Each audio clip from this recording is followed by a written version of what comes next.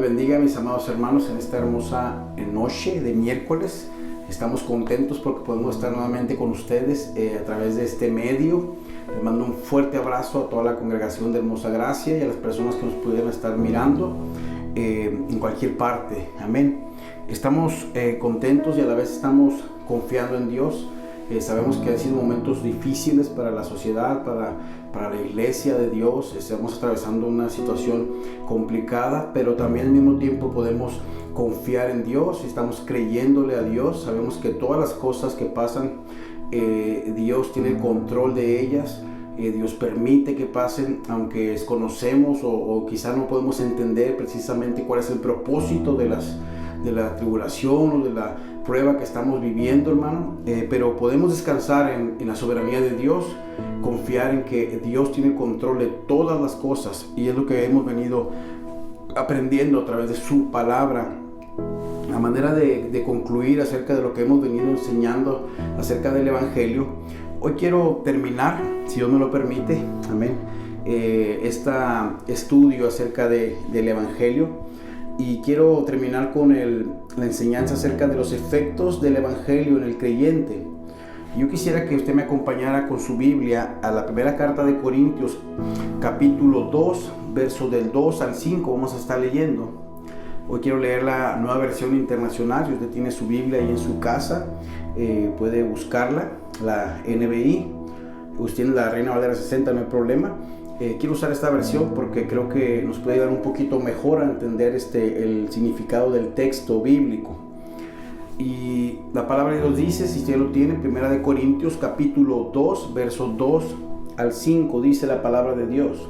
Es el apóstol Pablo hablando a la iglesia de Corinto. Dice, me propuse más bien, dice, estando entre ustedes, a no saber cosa alguna excepto de Jesucristo y de este crucificado. Es más, me presenté ante ustedes con tanta debilidad que temblaba de miedo.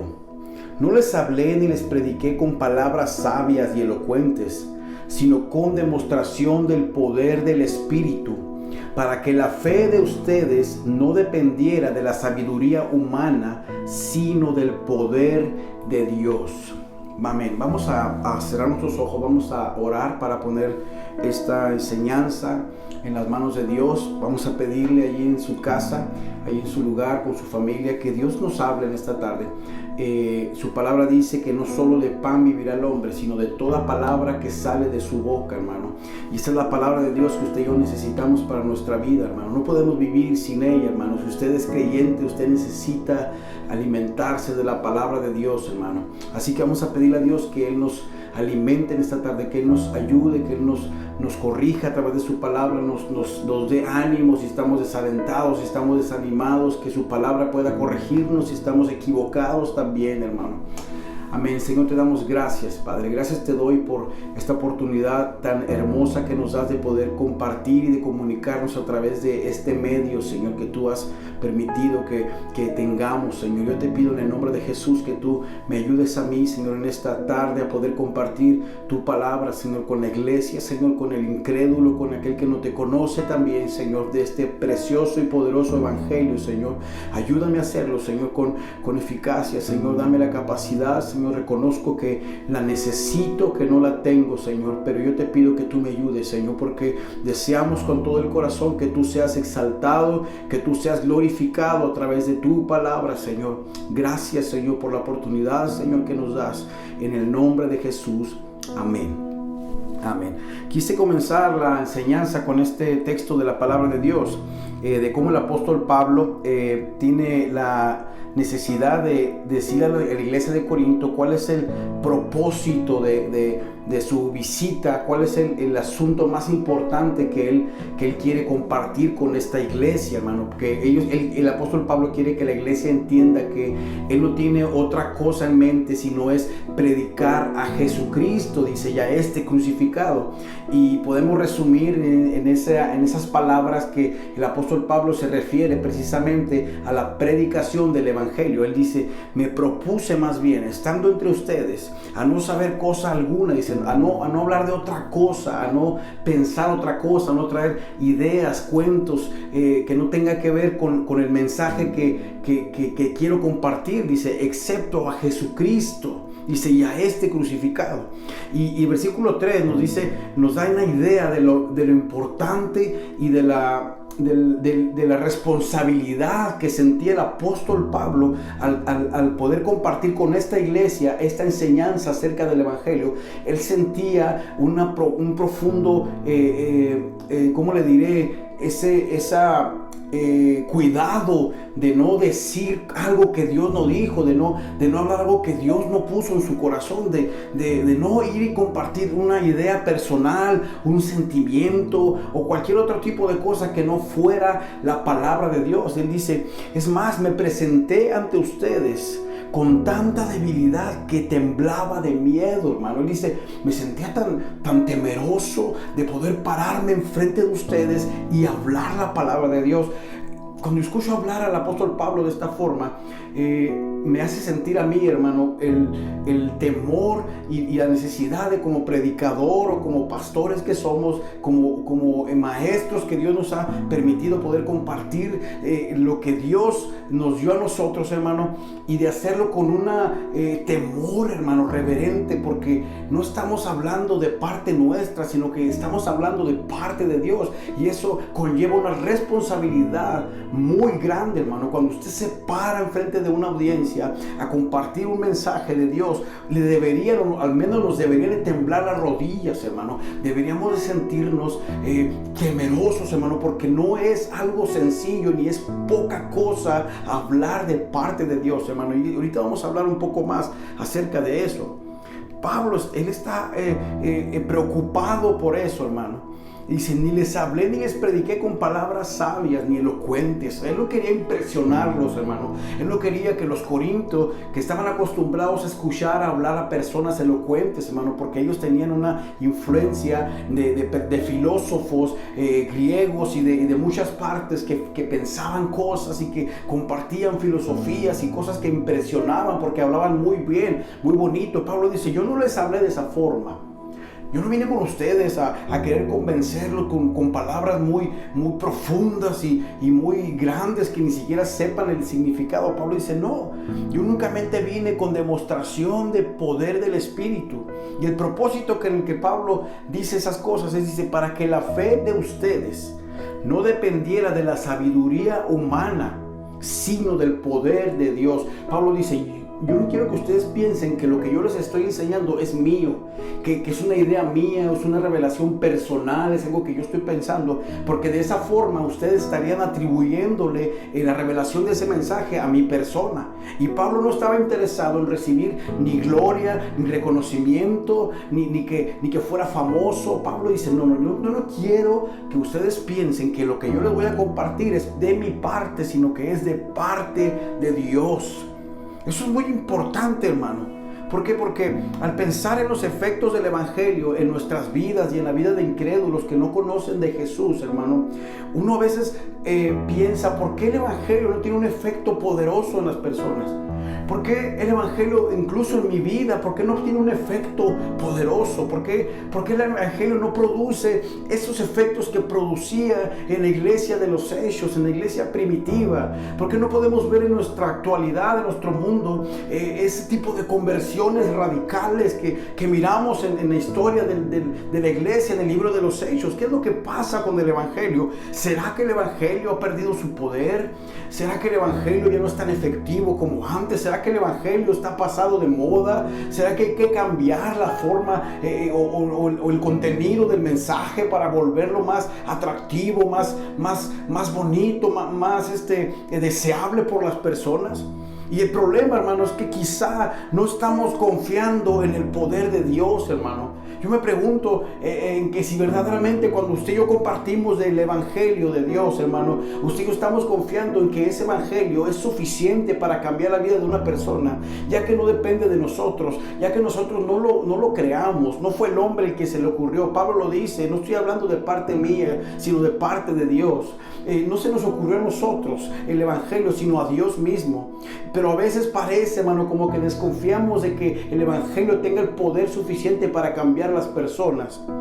Quizá también puede ser, hermano, porque nos avergonzamos de él, o inconscientemente o conscientemente, hermano, porque se nos hace un mensaje muy simple, se nos hace un mensaje muy repetitivo, y ya la gente ha escuchado eso. La gente ha escuchado de la cruz, de Jesucristo, de la redención, del plan de Dios para la vida del hombre, del arrepentimiento. Hay que predicar otras cosas que hagan que la gente venga a nuestras reuniones, que hagan que la gente venga a nuestras iglesias. Parece como que el Evangelio no es efectivo, como que no es muy popular también, porque si lo predicamos como es, tiene muchas demandas muy interesantes, como que pueden provocar que en las personas un rechazo en sus vidas, porque demanda renunciar a cosas. Y te dice el Evangelio verdadero, el de la Biblia, te dice que vas a sufrir, que vas a padecer por causa de Jesús. Entonces vamos a quitarle esas partes, y en cierto modo, hermano, nos estamos avergonzando del Evangelio.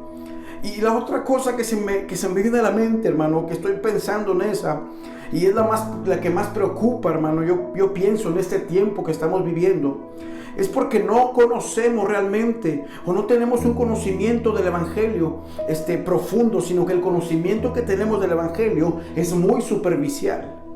Quizá, hermano, el problema más grande que estamos atravesando como iglesia, como cristianos, hermano, es que no conocemos realmente el Evangelio. O lo que conocemos del Evangelio es algo muy superficial, hermano.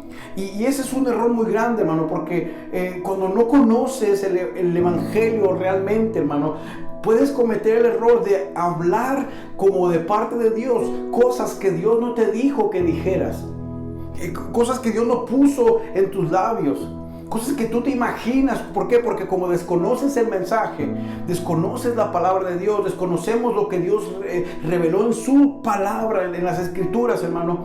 Cuando desconocemos eso, entonces nos ocurren una serie de cosas que a veces nos paramos enfrente en un púlpito a hablar como si Dios realmente lo estuviera diciendo.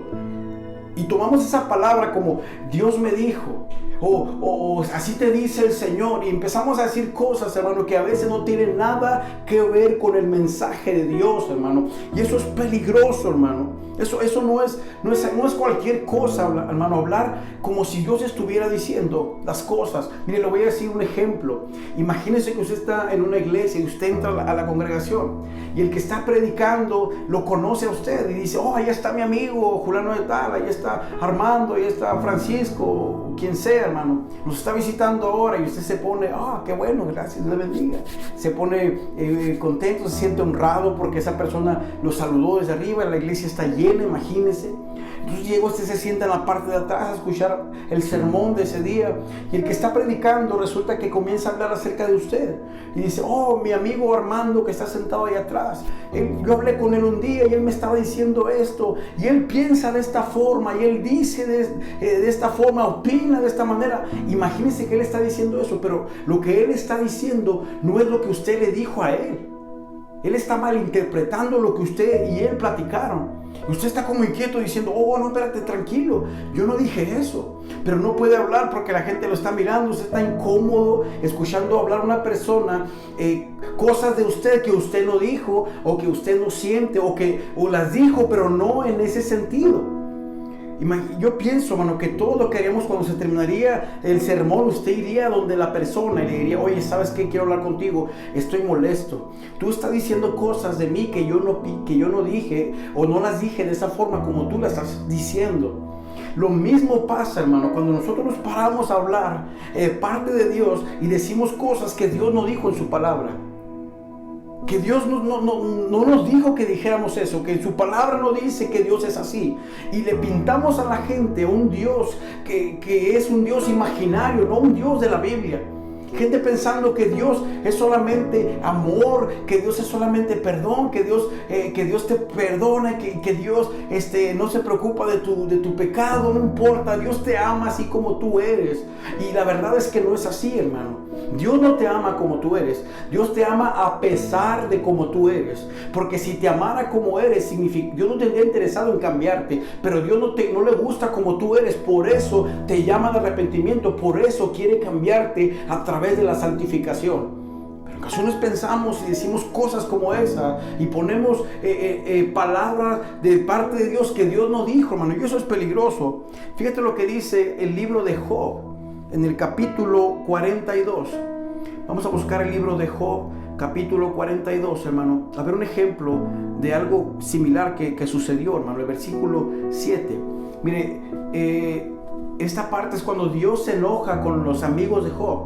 Porque los amigos de Job fueron a querer consolar a Job, pero en realidad, hermano, lo estaban hundiendo con sus sermones, lo estaban aplastando. Y ellos decían, o sea, se hacían sentir como que lo que estaban diciendo era lo que Dios realmente decía a Job. Y Dios estaba molesto con ellos. Fíjate lo que dice el versículo 7.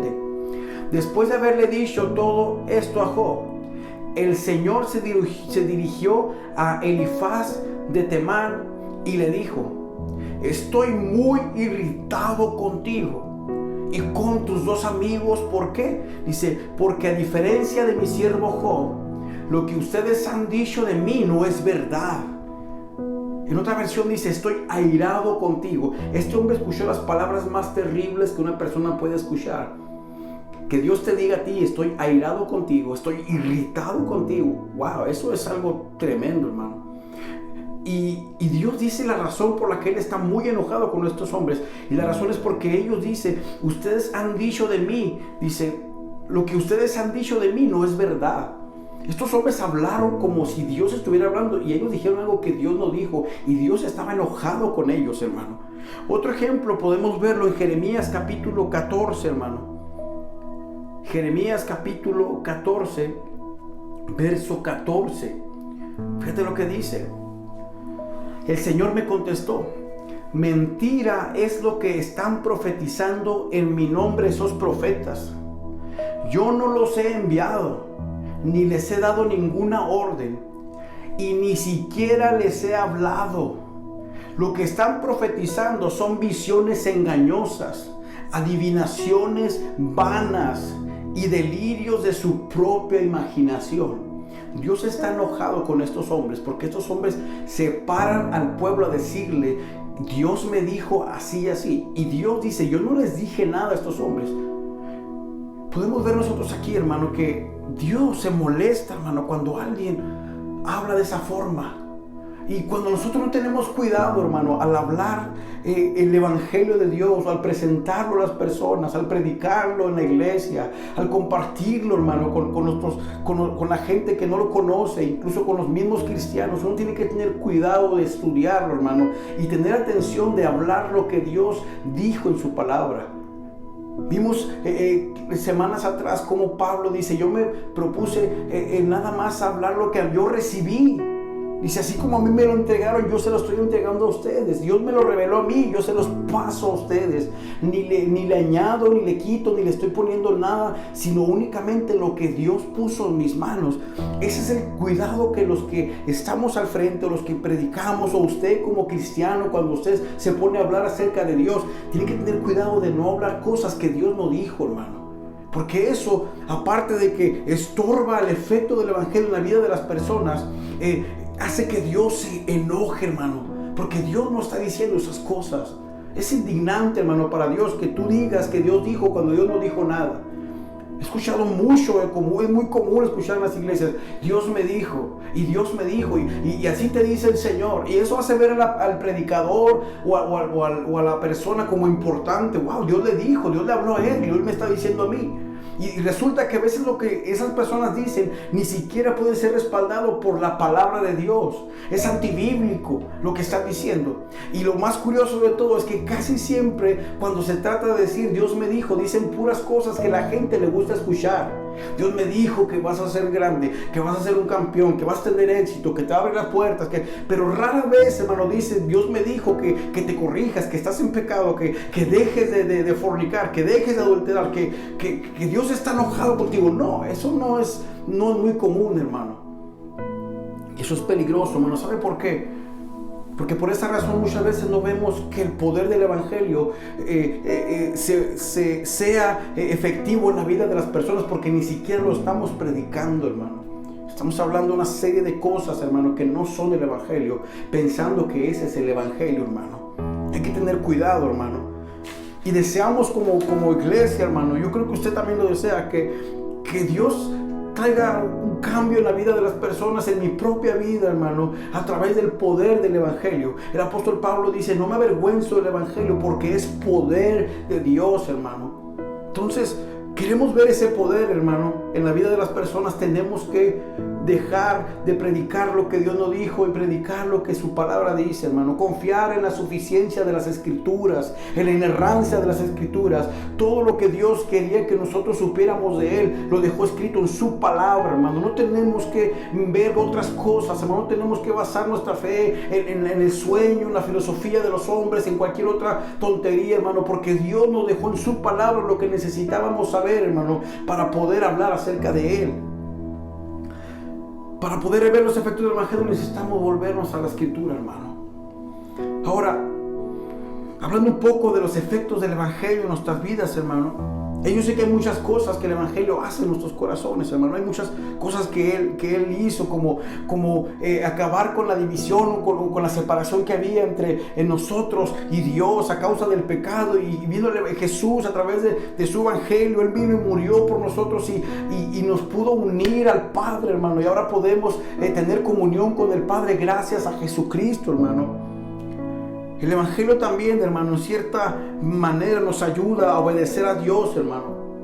Cuando usted es nacido de nuevo, hermano, cuando usted sufre una conversión verdadera, lo primero que viene a su mente, hermano, o a su vida en los siguientes tiempos subsecuentes a la conversión es un proceso que en la teología de la salvación se conoce como santificación. Y es a través del Evangelio, hermano, que nosotros comenzamos a vivir en ese camino de santificación. El mensaje del Evangelio, hermano, me lleva a un arrepentimiento. Es por eso de la santificación, hermano. Por eso el Evangelio, por default, hermano, necesariamente tiene que llevarnos al arrepentimiento, hermano. Porque el propósito del Evangelio, hermano, es salvarnos, hermano. Y también es cambiarnos la vida, hermano. También es hacernos nacer de nuevo, hermano, porque estábamos muertos en delitos y pecados, dice su palabra, pero Él nos ha hecho nacer a una esperanza viva. Entonces, el nuevo nacimiento nos tiene que llevar, hermano, a una vida de arrepentimiento. Significa, hermano, que hay un cambio en mis afectos e inclinaciones. Hay un rechazo de aquellas cosas que ofenden a Dios, hermano. Las cosas que antes me gustaban a mí hacer, las cosas que antes quería hacer y sentía placer en hacer, pero que ofendían a Dios. Cuando yo nazco de nuevo, cuando yo tengo una conversión verdadera, esas cosas las aborrezco, hermano, y lo que antes amaba, ahora lo odio, y lo que quizá antes rechazaba, ahora quiero más de eso, hermano. Hay un cambio en los afectos, un cambio en las inclinaciones, hermano. Es el producto de un verdadero arrepentimiento. Eso nos lleva a una santificación, hermano.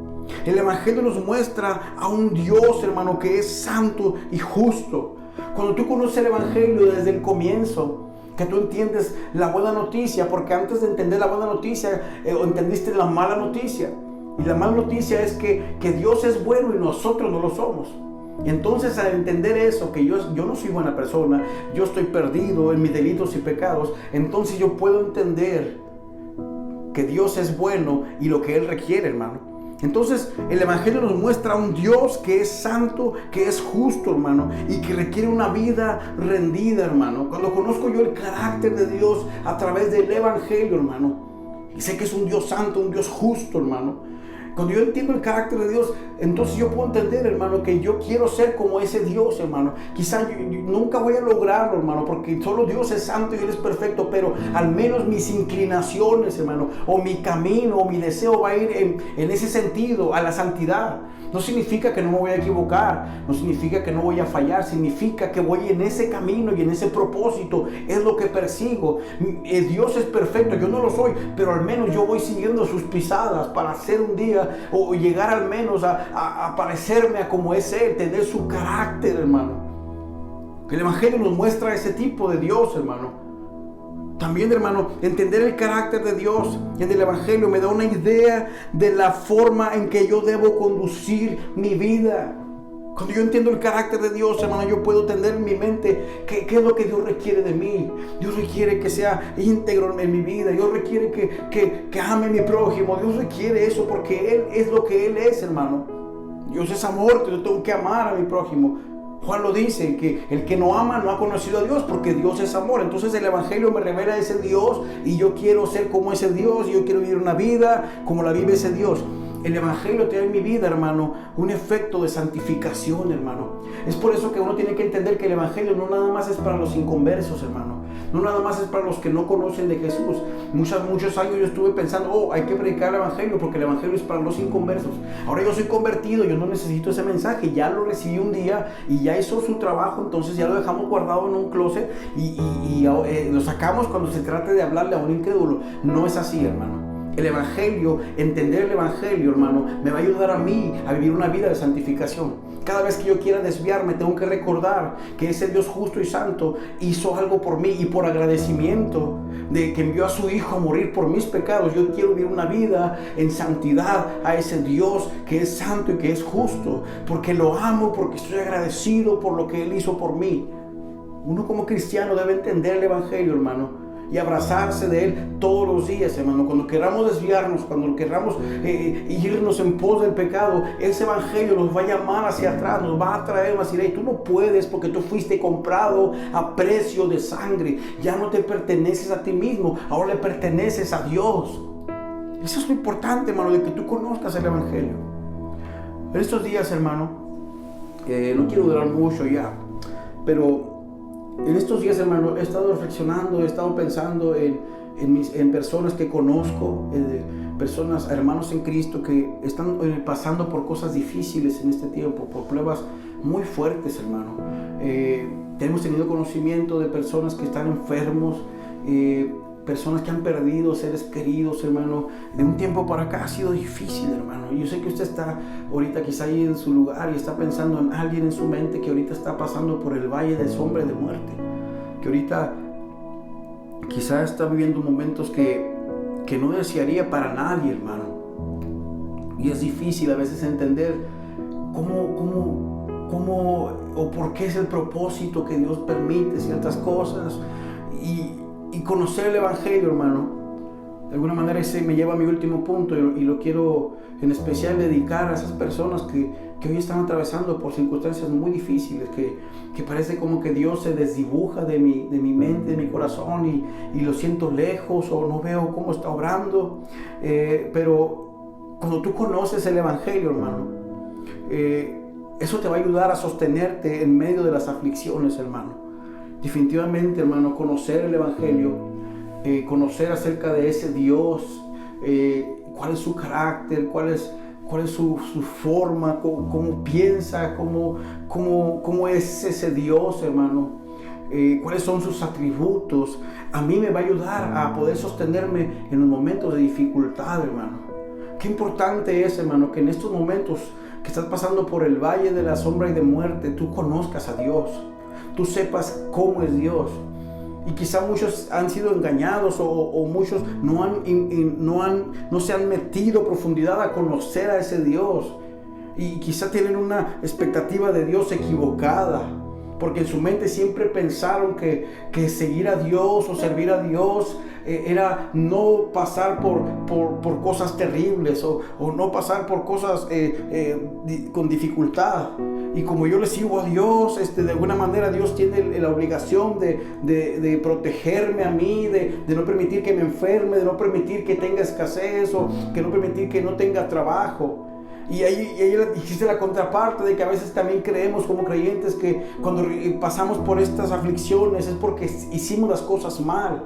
Como con esa teología de la retribución, como si Dios estuviera cobrándonos a nosotros nuestros pecados y castigándonos por lo mal que hacemos.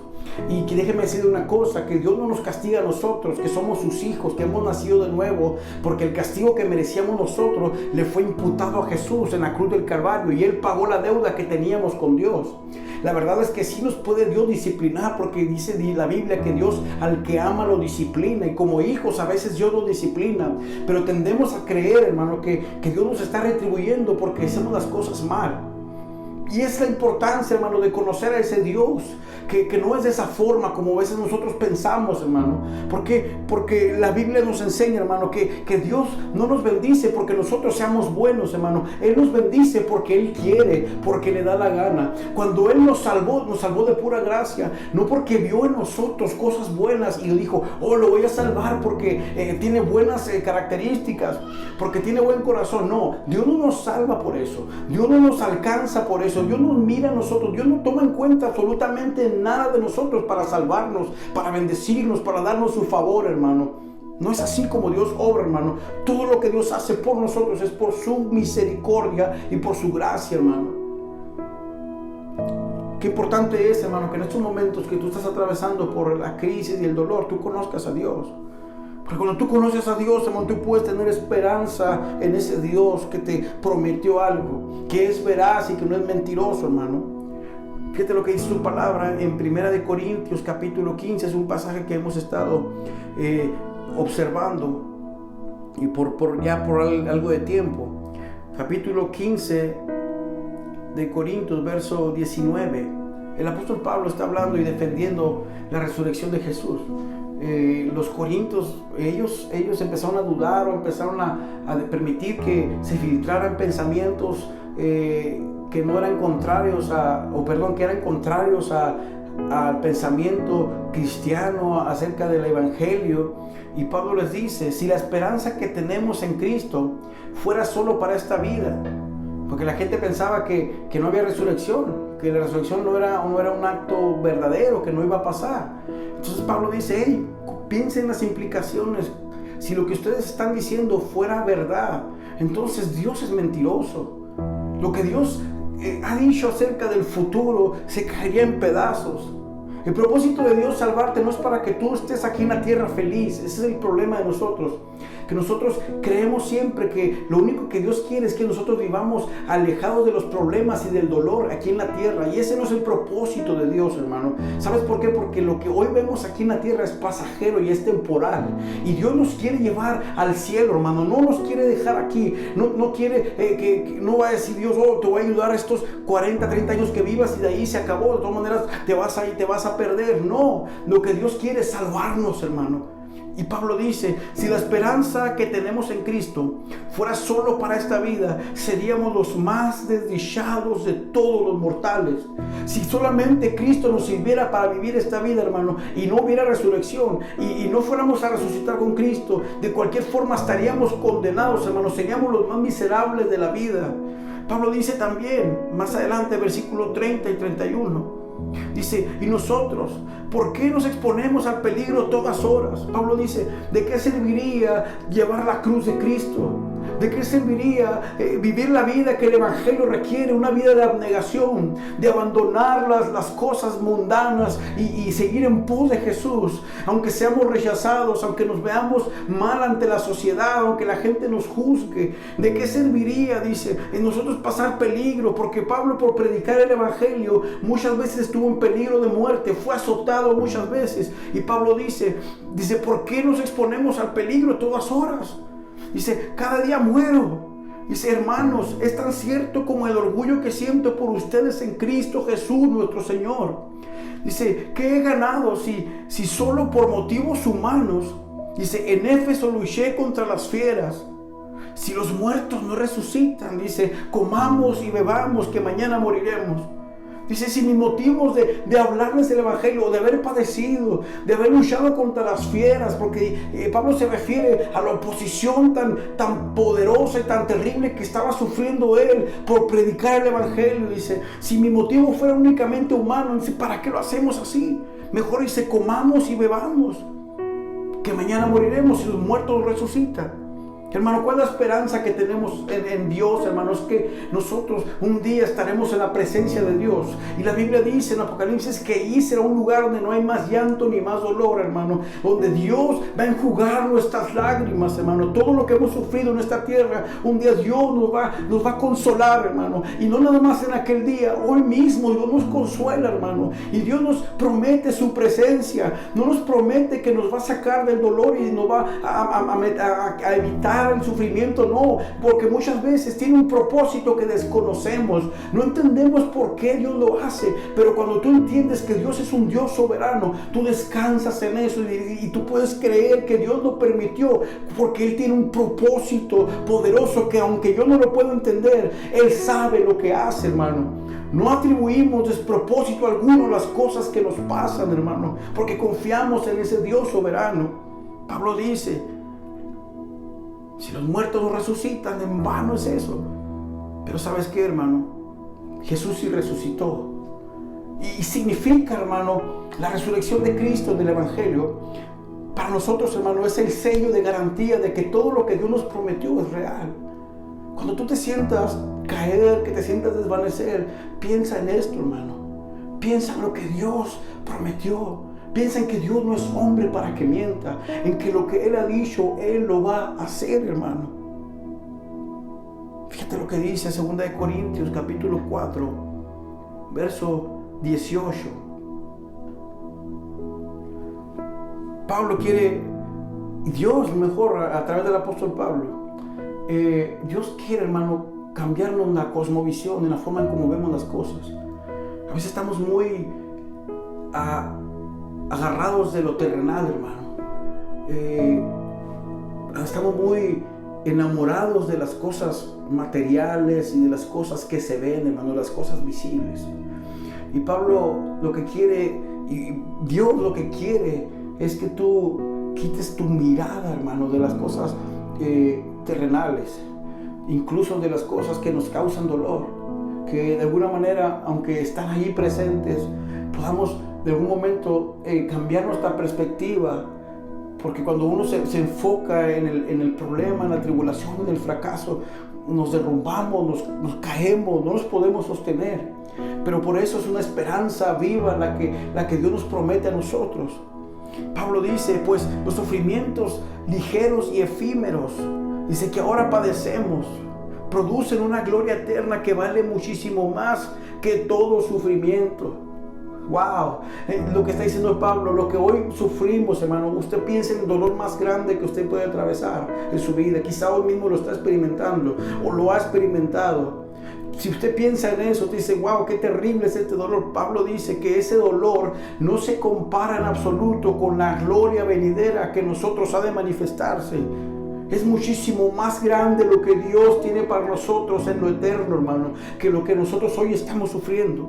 Y así que en el versículo 18, así que, lo que dice Pablo, por consecuencia de eso, dice, no nos fijamos en lo visible, sino en lo invisible, ya que lo que se ve es pasajero. Hermano, esa palabra es muy importante. Todas las cosas que nos suceden, hermano, son pasajeras. Van a pasar un día, hermano. No son para siempre. No siempre estaremos sufriendo de esa forma. Un día, hermano, estaremos en la presencia de Dios y Dios enjugará toda lágrima de nosotros, hermano. Y Dios nos va a consolar, hermano, como hoy mismo nos consuela, hermano. Que Dios prometió estar con nosotros, hermano, y Él nunca nos ha abandonado, hermano. Dice, así que dejen de mirar lo terrenal. Dejen de ver lo que está aquí en la tierra y pongan sus ojos en lo eterno. Eso es lo importante del Evangelio, hermano, que tú pienses en lo eterno. Y cuando tú piensas en la recompensa, hermano, entonces tú puedes creer que todo lo que has vivido valió la pena. Que todos los sufrimientos que has tenido por causa de seguir a ese Dios santo y a ese Dios bueno y amoroso y poderoso, vale la pena, hermano. Vale la pena servir a Jesús.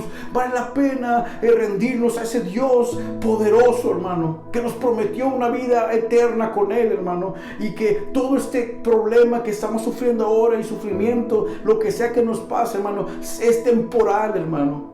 Eso debería quitarnos el temor del corazón ahorita mismo, hermano. Si tú estás con miedo en tu corazón, si tú estás con incertidumbre, hermano, tú puedes, el futuro te puede causar cierto estrés, hermano, en tu vida, pero debes de recordar que aunque el futuro para nosotros puede ser desconocido, pero no incierto, hermano. Sabemos que nuestra vida está en sus manos y que Él nunca nos soltará de su mano. Es una promesa de Dios, hermano. Si tú lo crees ahora, dile: Señor, yo creo eso. Confío en ti, Señor. Quiero orar por aquellas personas en esta noche que hoy mismo están atravesando por el valle de sombra y de muerte. Que el conocimiento de Dios te abra los ojos, hermano. Que tú puedas refugiarte en su palabra. No en tus sentimientos, no en lo que la gente dice, no en lo que dicen los psicólogos, el humanismo que hay bastante ya en el mundo, hermano, sino en lo que dice su palabra. Quiero que tú me acompañes a orar por aquellas personas que están pasando por enfermedad. Hermanos en Cristo que amamos, que han estado enfermos, muy enfermos, casi al borde de la muerte. Oramos por ellos, hermano. Oramos también por nuestros hermanos que han perdido un ser querido. Oramos por nuestros hermanos que han atravesado ese terrible dolor de decirle adiós a un familiar. Hay que orar también, hermano, por aquellas personas que aunque no las conocemos, ahorita están en el hospital, hermano, sufriendo. Aquellas personas que por la causa de la crisis, hermano, y de la enfermedad no tienen un lugar en el hospital. Por lo que está pasando en Ciudad Juárez con esta enfermedad, hermano, del coronavirus. Por lo que las implicaciones que está teniendo en personas, hermano, que no tienen un seguro, que no tienen un lugar, una cama para ser atendidos, hermano. Oremos por esas personas. Que el Evangelio de Dios les traiga consuelo a sus vidas. Que puedan conocer a Dios, hermano, al Dios de la Biblia. Y tú que conoces a Dios, que puedas hablar de parte de Dios lo que Dios quiere decirles a esas personas. Que traiga la esperanza, pero no a tu forma, no con tus ideas, sino como Dios quiere que lo hagas. Ayúdame a orar en esta tarde, Señor. En nombre de Jesús estamos, Señor, delante de ti. Sabemos que hay personas hoy mismo que están sufriendo, Señor, que están pasando por el valle de sombra de muerte. Te pedimos, Señor, tu misericordia y tu gracia, Señor. Ayúdalos, Señor. Dale la fuerza, Señor. Sosténlos con tu mano poderosa, Señor.